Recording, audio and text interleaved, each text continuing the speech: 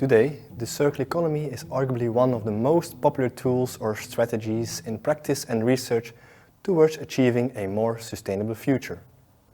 However, the concept itself is known for 5 decades already, so how can we explain its sudden popularity? I argue that the reason for this is that the world is deglobalizing, or to put it more mildly, re-globalizing, and that the concept of circular economy is revisited for its capacity to restructure geopolitical connections. In the beginning of the 1980s, most, if not all, Western industries moved their production processes to countries where labor was cheaper. Only assembling, R&D, and managing functions remained intact. This is arguably best illustrated by the car manufacturing companies. Fueled by standardization, automation, cheap transport, and digitalization, the global economy opened and global production chains emerged. This led to 3 decades of hyper-globalization, whereby the percentage of trade within the global GDP rose to 60%. However, the 2008 crisis and a number of events like Brexit, Trump's America First, China's waste ban, Nord Stream 2 and COVID as of late showed that global production chains are no longer a certitude. In a nutshell, it is becoming increasingly more uncertain that critical energy, materials or products can be acquired in time and for the agreed deal. This led gradually to the so-called globalization that is now resulting in significant changes around the world. A world that is less open and is being restructured from a monoblock to a multi-block world. This in turn threatens collective goals such as energy transition, climate change, the digital transition, food and feed shortages, and so on. This is where the circular economy enters the stage.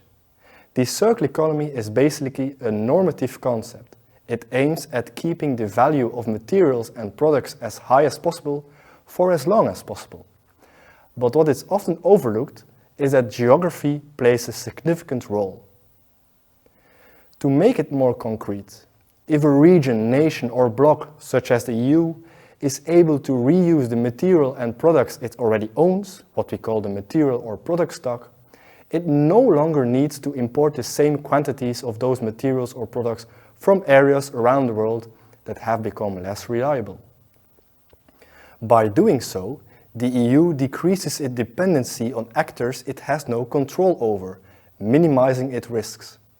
It is therefore no coincidence that the European Commission has clearly put the circular economy as a strategic goal since many years. Since then, its member states and increasingly different economic sectors are adopting to this policy goal.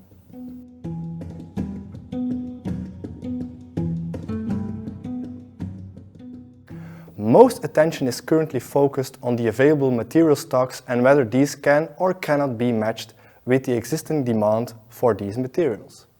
However, in a circular economy paradigm, the relation between supply and demand is not straightforward. In fact, if materials and products are to stay in the loop and re-enter the market after the end of their original service life, they will require remanufacturing. This is why an increasing number of researchers argue that what is most crucial for the circular economy are not material stocks, but space, and in particular, the space required for remanufacturing functions. The location of these remanufacturing functions can differ significantly. However, the remanufacturing of critical materials and products in particular would have to be located within the European Union, at least if the EU wishes to secure its independency as a bloc. Nevertheless, at this moment, we do not have all remanufacturing technologies or the functions necessary to make current linear supply chains circular. Space is important for circular economy for yet another reason. The circular economy will be mostly knowledge-driven, and knowledge is predominantly produced within urban regions, where a highly diverse and flexible labor force is located, as well as most educational institutions. Hence, translating knowledge into practice is more likely to happen in urban regions where the chances for establishing synergies between colleges or universities and the industry are stronger and more direct. However, whereas the circular economy focuses on remanufacturing and therefore requires that industrial functions remain in close proximity to the city, the current globalized economy and the dominant way of planning cities advocates for a model of a city that is industry-free and whose economy mostly relies on commercial activities.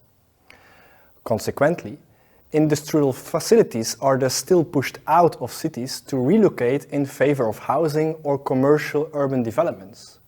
As such, the chance for a circular economy to flourish, explained in this video by emphasizing on the role of space and spatial and urban planning, is not likely to happen. Summarized, if the policy goal of the circular economy tomorrow wants to be achieved, the way we spatially plan the processes of reglobalization and the role of urban industries discussed in the beginning of this video is crucial.